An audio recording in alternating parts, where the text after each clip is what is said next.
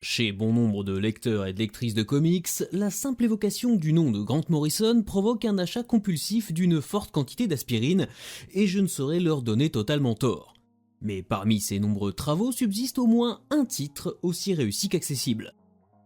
Salut à vous pauvres mortels, je suis Chris et aujourd'hui on parle de Animal Man par Grant Morrison. Être un super-héros, c'est plus qu'un simple mode de vie et n'est pas Batman ou Wonder Woman qui veut. Buddy Baker, alias Animal Man, en sait quelque chose. Doté de l'étonnant pouvoir de s'approprier les facultés des animaux qu'il croise, il a pratiquement toujours été relégué parmi les seconds couteaux de l'univers de DC Comics. Difficilement pris au sérieux tant par ses pairs que par le public, Buddy jongle entre une carrière d'acteur qui peine à décoller, un statut de justicier que personne ne respecte vraiment, et une vie de bon père de famille un peu à côté de la plaque. Cette condition de héros has-been, tant sur le papier qu'aux yeux des lecteurs, deviendra une force sous la plume d'un auteur devenu incontournable, Grant Morrison. Né en 1960 à Glasgow, Grant Morrison débute sa carrière d'auteur dans le milieu de la bande dessinée britannique indépendante, puis œuvre notamment sur la série de comic book Doctor Who, tout en réalisant plusieurs séries pour le magazine 2000 AD. Après avoir vu plusieurs de ses propositions de scénarios refusées, il finit par attirer l'attention de DC Comics. Car suite au succès critique de Watchmen d'Alan Moore et Dave Gibbons, l'éditeur est en quête de sang neuf au Royaume-Uni, espérant tirer parti d'un vivier de jeunes auteurs audacieux, cultivant un ton provocateur pour dépoussiérer certaines de ses productions. Grant Morrison rejoint donc la liste des scénaristes qui participent à la British Invasion du marché des comic books américains à la fin des années 1980 et propose à DC Comics de revisiter un personnage qu'il a, pour une raison inexpliquée, particulièrement marqué durant sa jeunesse, Animal Man. Apparu pour la première fois en 1965 dans le 180e numéro de la revue Strange Adventures sous les plumes de Dave Wood et Carmine Infantino, Animal Man se rapproche dans sa conception originale de personnages comme Hank Pym, alias Ant-Man chez Marvel. Il s'agit de héros créés dans un contexte de science-fiction propre aux années 1950 et 1960, mais qui ne deviendront des super-héros que quelques temps plus tard, profitant du fait que le genre est particulièrement le vent en poupe durant le Silver Age.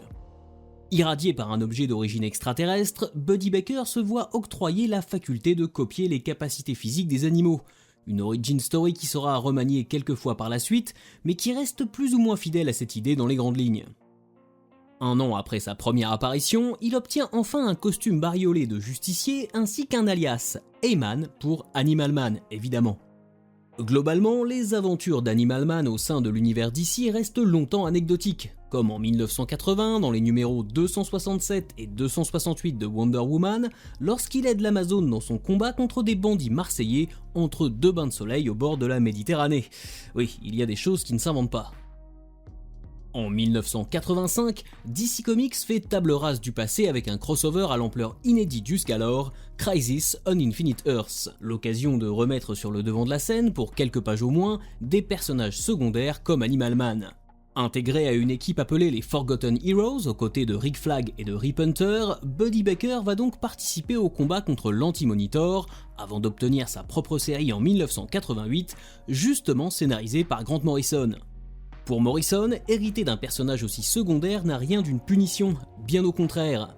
L'éditeur ne place que peu d'espoir dans Animal Man, certains lecteurs ignorent jusqu'à son existence, et il est jugé ringard par ceux qui s'en souviennent. En d'autres termes, tout le monde se fiche bien de savoir ce que l'auteur britannique va faire de Buddy Baker, et cette liberté est incontestablement l'un des leviers qui transformera une série que personne n'attend en œuvre culte. Grant Morrison va donc saisir la balle au bond et profiter du désintérêt général envers Animal Man pour établir un parallèle des plus malins entre la fiction et la réalité, sorte de pied dans la porte orientant sa série dans des sphères encore inexplorées. Puisque le héros est has-been aux yeux des lecteurs, pourquoi ne pas faire de lui un has-been dans ses propres aventures ? La crédibilité de Buddy Baker dans ses missions de justicier sera systématiquement remise en question par ses interlocuteurs qui iront jusqu'à le confondre avec d'autres super-héros. Par exemple, quand Buddy prendra conscience de la souffrance animale et décidera de devenir végétarien, il devra faire face au scepticisme de sa propre famille et mener un combat sur un nouveau front. Se posant comme un adversaire naturel des chasseurs de dauphins et de l'expérimentation animale, Animal Man aura, une fois encore, beaucoup de difficultés à être pris au sérieux, tant cette lutte est encore considérée comme l'élucubration de quelques illuminés à l'époque, bien avant l'apparition d'Internet et la dénonciation à grande échelle de la maltraitance animale résultant de leur exploitation par l'industrie. Cet aspect totalement avant-gardiste dans la caractérisation d'un super-héros est d'ailleurs le reflet des propres convictions de Grant Morrison. Si l'image ringarde du héros exploité dans sa propre série est un premier coup de marteau donné au 4e mur, l'expérience va aller beaucoup plus loin. Ayant pensé son récit initial comme une mini-série de 4 numéros, car persuadé d'être rapidement remercié pour ses services, Morrison, accompagné de Charles Truog au dessin, se trouve presque pris au dépourvu lorsqu'on lui demande de continuer Animal Man. Le 5e épisode, intitulé The Coyote Gospel, devient donc une sorte d'exercice de style dissimulé, mix improbable de paraboles religieuses et de l'univers des Looney Tunes. Morrison se dit que foutu pour foutu, autant se faire plaisir et aller jusqu'au bout de ses idées. Un angle d'attaque plus qu'avisé, car il marquera à jamais l'histoire de la bande dessinée américaine, donnant ses lettres de noblesse à cette série sur laquelle personne ne misait. De numéro en numéro, Buddy Baker va prendre conscience de sa condition de héros de fiction, de l'existence des lecteurs, voyager entre les différents plans de la réalité, y entrer en contact avec d'autres versions de lui-même et même rencontrer son propre auteur. Une introspection souvent dure, parfois violente moralement, qui provoque chez le lecteur une empathie inattendue envers un personnage imaginaire, peut-être le vrai coup de maître de cette série.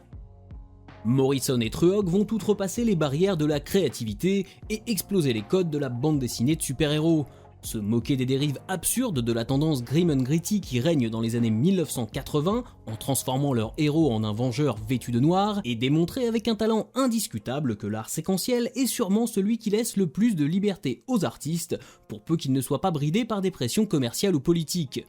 Autrement dit, quand on laisse les auteurs s'exprimer comme ils l'entendent, sans les étouffer sous une censure sociale ou religieuse et des contraintes économiques, ils livrent le meilleur d'eux-mêmes. Mais y a-t-il encore quelqu'un pour en douter ? Impossible enfin d'évoquer Animal Man sans parler des incroyables couvertures de Brian Bolland, artiste au trait chirurgical, jouant à la perfection avec les espaces vides et les ombres, et mettant en scène des personnages aux expressions viscérales. Incontestablement l'un des points forts du périodique, et une éblouissante galerie qui conserve toute sa puissance malgré le poids des années. Grant Morrison quitte la série après 26 issues, laissant sa place à Peter Milligan. Elle est ensuite reprise par le duo formé par Tom Veitch et Steve Dillon jusqu'au 50e numéro, puis par Jamie Delano, déjà scénariste sur Hellblazer. En 1993, le 57e numéro est le premier publié sous le label Vertigo de DC Comics, sous la direction de Karen Berger, mais ceci est une autre histoire sur laquelle je reviendrai peut-être un jour. De son côté, Morrison va poursuivre son parcours chez DC Comics avec son indispensable passage sur la Doom Patrol, The Invisibles pour Vertigo, puis il reprendra la Justice League avant d'aller faire un tour chez Marvel avec les New X-Men. Après l'arrêt de la série Vertigo en 1995, Animal Man fera un retour remarqué sous la plume du scénariste Jeff Lemire à l'occasion du reboot New 52 de DC Comics, dans une série brillante fonctionnant de pair avec le Swamp Thing de Scott Snyder. Entre une relecture méta des origines et du statut des justiciers costumés et un happy end aussi déchirant qu'intelligent, le run de Morrison sur Animal Man fait partie de ces œuvres qui décortiquent le mythe super-héroïque à cœur ouvert dans ce qu'il a de plus symbolique mais aussi de plus touchant. Un comic book novateur et plus pertinent que jamais qui a participé à structurer une nouvelle ère, souvent citée par les passionnés, mais désespérément oubliée par un grand public qui doit absolument le découvrir. Évidemment, après tout ça, je ne peux que vous conseiller de vous jeter sur la série Animal Man de Grant Morrison, disponible en 2 tomes chez Urban Comics dans une très belle édition. Voilà, si cet épisode vous a plu, n'hésitez pas à le partager sur les réseaux sociaux. Je vous rappelle qu'il est disponible sur toutes vos plateformes d'écoute préférées, de Spotify à iTunes, en passant par Deezer et Google Podcast. N'oubliez pas que vous pouvez vous abonner gratuitement à mon Substack pour ne rien rater et recevoir mes articles, podcasts et vidéos directement dans votre boîte mail, sans intermédiaire ni publicité. Si vous en avez la possibilité, vous pouvez également souscrire à une formule payante mensuelle ou annuelle pour soutenir mon travail et me permettre de bosser dans de meilleures conditions. Et jusqu'à la prochaine fois, je compte sur vous pour avoir de saines lectures.